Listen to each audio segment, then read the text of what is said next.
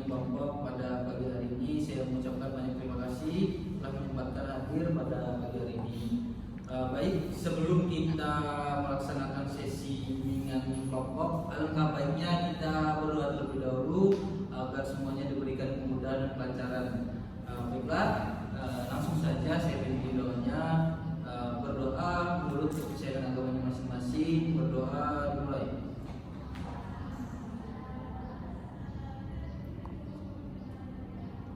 Berdoa selesai. Sebelumnya, apakah kalian sudah pernah mengikuti sesi bimbingan kelompok? Belum. Jadi kalian belum pernah ya melaksanakan sesi bimbingan kelompok. Alangkah baiknya kita perkenalan terlebih dahulu sebelum kita masuk sesi yang lebih selanjutnya. Dari saya terlebih dahulu ya, perkenalkan, nama saya Andra Zara. Nanti boleh dilanjutkan oleh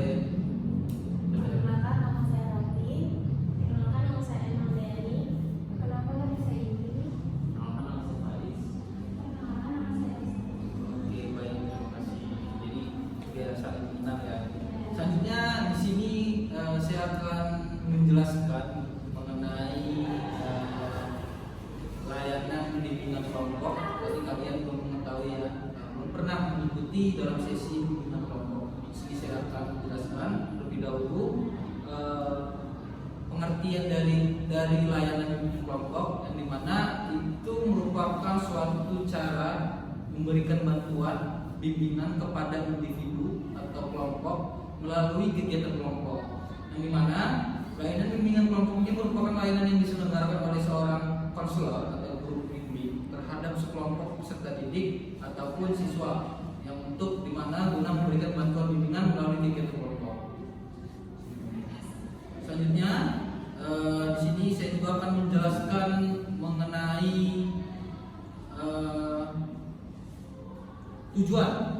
tujuan dari layanan bimbingan kelompok, di mana tujuan di sini dalam bimbingan kelompok yang diselenggarakan secara umum bertujuan untuk pengembangan kemampuan secara bersosialisasi. Secara khusus dalam bimbingan kelompok adalah mendorong pengembangan perasaan, pikiran, persepsi, wawasan, dan sikap yang menunjang pada perwujudan tingkah laku yang efektif.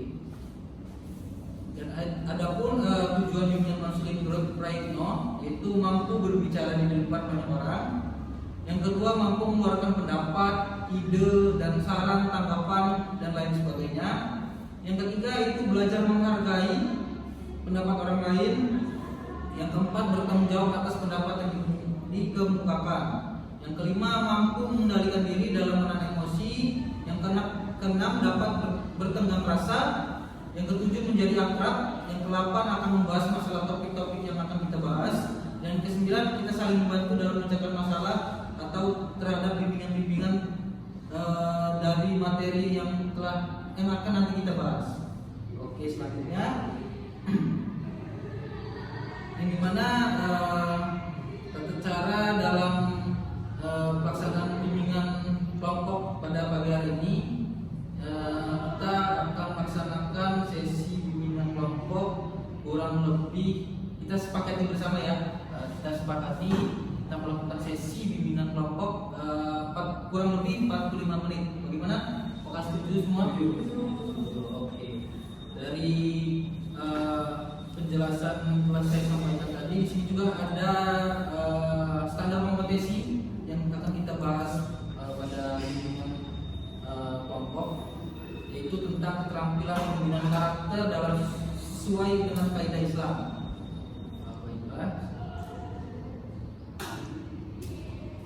Sebelum kita memasuki sesi yang selanjutnya lagi, di sini saya akan membahas asas-asas layanan bimbingan konseling, yang dimana ada beberapa asas dalam bimbingan konseling. Yang pertama ada asas kerahasiaan, yang dimana nanti kalian menceritakan atau mengasih gagasan, pendapat ataupun bagaimanapun akan secara kita akan merahasiakan.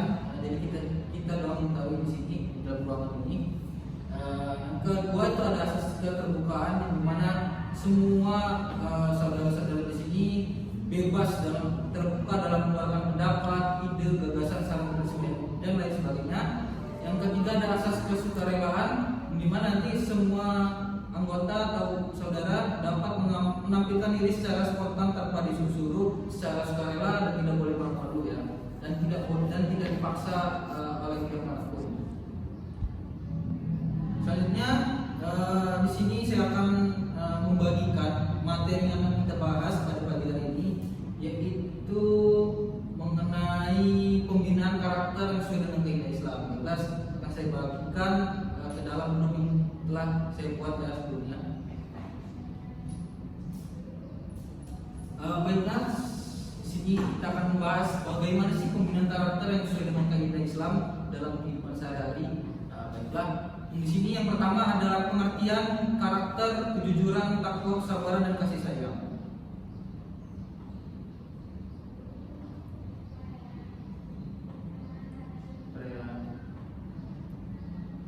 Baiklah, di sini ada pengertian. Yang pertama ada pengertian karakter, yang dimana karakter itu merupakan inti dari kepribadian seseorang yang tercermin dalam perilaku, sikap, dan nilai-nilai yang dimilikinya. Dan dalam Islam juga, pembentukan karakter ini baik merupakan bagian integral dari ibadah dan menjadi fondasi dalam menjalani kehidupan yang bermakna. Meningkatkan sifat-sifat yang terpuji adalah upaya aktif untuk menghasilkan individu yang sesuai dengan ajaran Islam.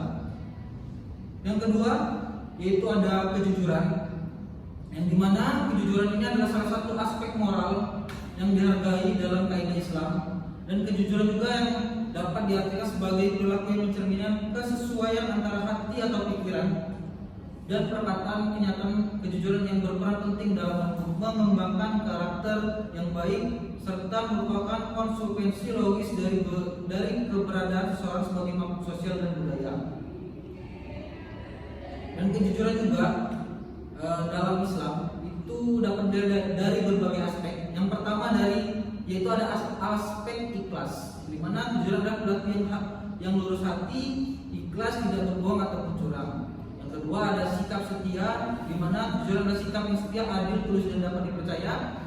Yang ketiga itu ada perilaku yang dapat dipercaya, di mana kejujuran adalah perilaku yang mengingatkan pentingnya kesesuaian dan keberadaan perkataan dan perbuatan, kesabaran dan kasih sayang terhadap seseorang.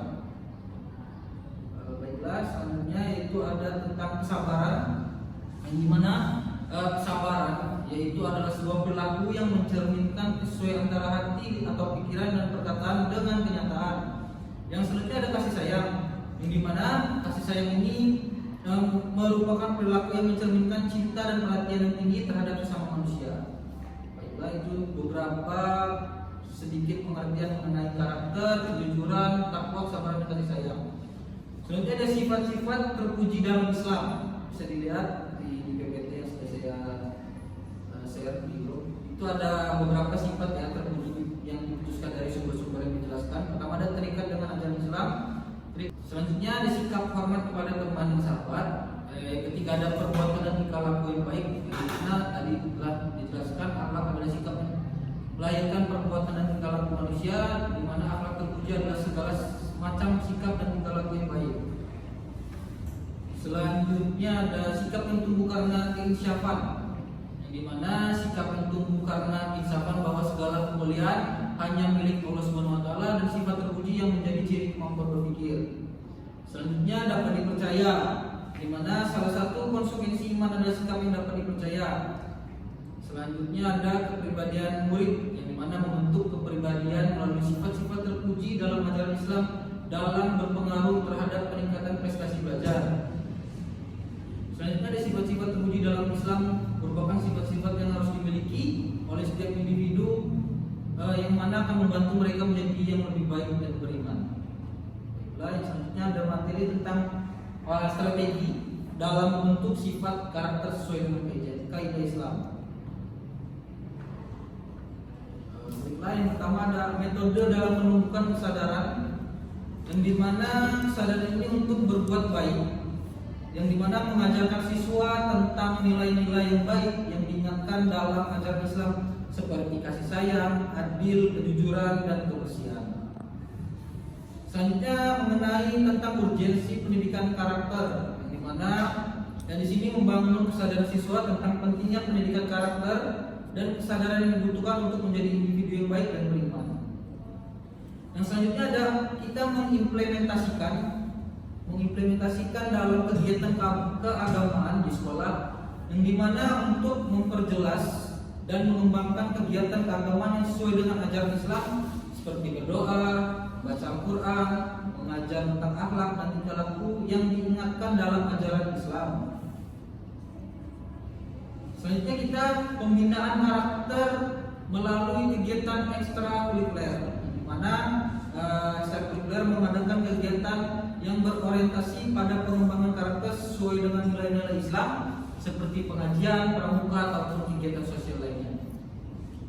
Selanjutnya kita akan melaksanakan tadi tentang strategi dalam kajian dan diskusi keagamaan, di mana nanti kita mengadakan kajian dan diskusi keagamaan di lingkungan sekolah, kampus, masyarakat, dan lain sebagainya. Yang dimana diskusi ini dapat menjadi forum bagi individu untuk saling berbagi pengalaman dan pemahaman tentang ajaran Islam. Jadi yang selanjutnya tentang penerapan nilai-nilai dalam kehidupan sehari-hari, di mana mengintegrasikan nilai-nilai Islam dalam setiap aspek kehidupan sehari-hari baik di rumah, sekolah, tempat kerja maupun masyarakat. Contohnya adalah bagaimana kita praktik dengan kejujuran, kesabaran, kasih sayang dan interaksi sehari-hari. Dan strategi yang telah kita bahas tadi dalam bentuk sifat dengan sesuai dengan kaidah Islam itu akan membutuhkan pendekatan yang holistik yang melibatkan pendidikan, praktek, dukungan dan lingkungan sekitar. Dengan penerapan strategi yang telah kita bahas tadi secara konsisten, diharapkan untuk individu dapat mengembangkan karakter yang sesuai dengan ajaran agama Islam. Baiklah, itu materi yang telah kita sampaikan, sedikit materi yang telah sampaikan. Selanjutnya untuk kalian, oke baik, selanjutnya kita masuk dalam sesi teknik, yang dimana di sini saya menggunakan teknik CBT, yaitu teknik cognitive behavior therapy, yang dimana lebih menekankan pada psikoterapi yang digunakan oleh konselor saya sendiri untuk membantu individu ke arah yang positif. Jadi nanti saya akan menunjuk salah satu di antara kalian untuk memberikan contoh yang topik yang sudah kita bahas tadi ya.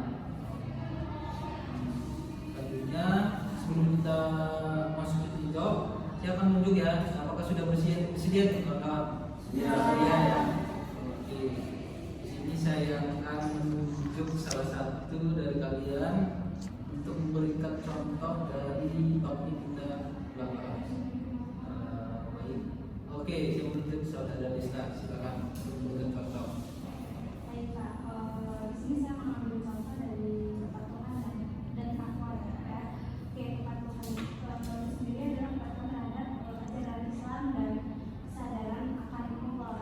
Dan itu termasuk takwa. Jadi takwa itu merupakan dasar dari pembinaan karakter dalam Islam. Jadi contohnya itu adalah dengan menjalankan ibadah secara konsisten, itu tanpa kayak sholat atau bolong gitu. Terus mematuhi ajaran agama dalam kehidupan sehari-hari dan selalu mengenal Allah dan setiap tindakan dan keputusan yang diambil. Oke, baik, itu contoh dalam topik pembahasan kita ya, salah satu topik dari pembahasan kita.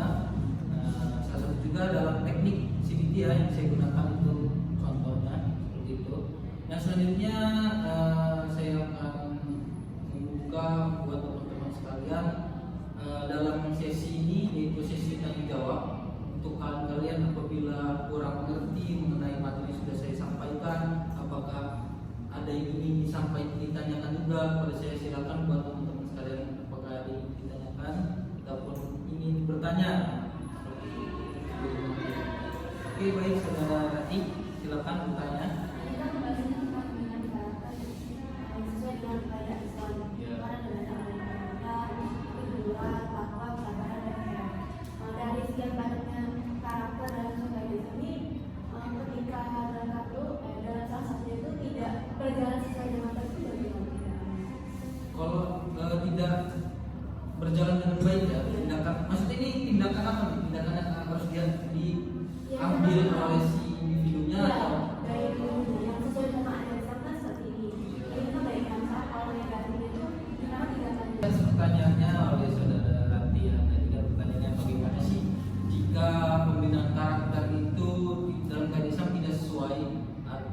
tidak berjalan dengan baik. Baik di sini saya akan menjawab. Terima kasih telah bertanya.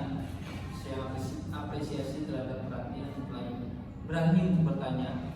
Yang dimana saya akan menjawab, jika pembinaan karakter dalam Islam itu tidak sesuai atau tidak berjalan dengan baik, hal ini bisa memiliki dampak yang negatif pada individu dan masyarakat sekitar, dan dapat juga menyebabkan kehilangan nilai-nilai norma, etika, spiritual yang penting dalam ajaran Islam.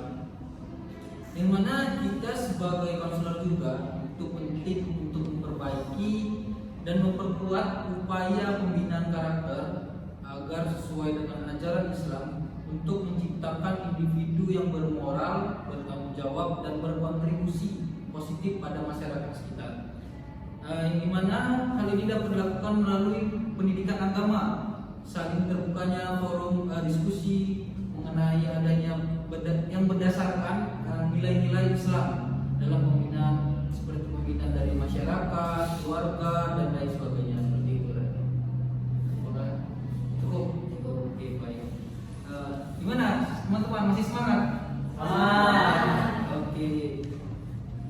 Kalau masih semangat, selanjutnya yaitu kita akan memasuki dalam sesi evaluasi. Sebelum kita evaluasi, kita masukkan sesi kesimpulan terlebih dahulu. Kan tadi saya telah memaparkan materi-materi yang sudah saya sampaikan. Ini mau saya tunjuk atau kalian sendiri nih ya menyampaikan? Apakah saya? Oke, baik. Baik, silakan. Jadi materi yang telah dipaparkan oleh tadi, jadi kita tuh sebagai, apalagi kita sebagai muslim itu harus berakhlak berkarimah. Ya, kan ada di Al-Quran juga, Abu min Allah dan Abu dengan semua orang berbaik kepada manusia dan kepada Allah. Nah, di situ diterapkannya yang sudah dijelaskan lebih oleh Andre, yang sesuai dengan moral dan sesuai dengan kaidah-kaidah Islam. Jadi intinya kita sebagai umat beragama ya untuk lebih nilai sih bisa menjadi hubungan baiklah kepada manusia dan menerapkan, mengimplementasikan kaidah-kaidah Islam di kehidupan sehari-hari kita kan. Sepertinya nyimak dengan jelas ya tadi ya. Oke, baik, yang selanjutnya di sini saya akan memberikan LKPD. Nanti buat teman-teman tolong diisi di sini, berisikan tentang evaluasi, terus apa saja yang telah kalian dapat mengenai pembahasan yang telah kita bahas tadi. Di sini saya akan memberikan lembar LKPD buat teman-teman sekalian, diisi di sini berisi tentang bagaimana evaluasi yang sudah kita bahas tadi. Baiklah, saya kasih yang tolong diberikan kepada teman-teman.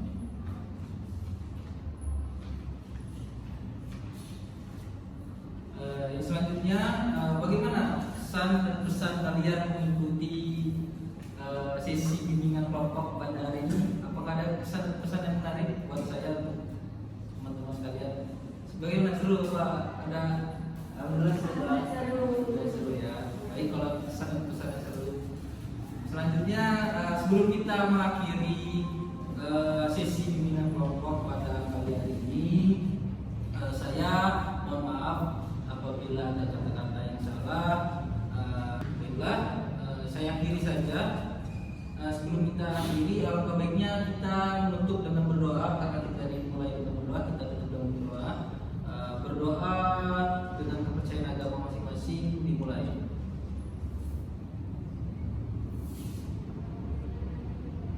Baiklah, berdoa selesai. Saya akhiri bimbingan kelompok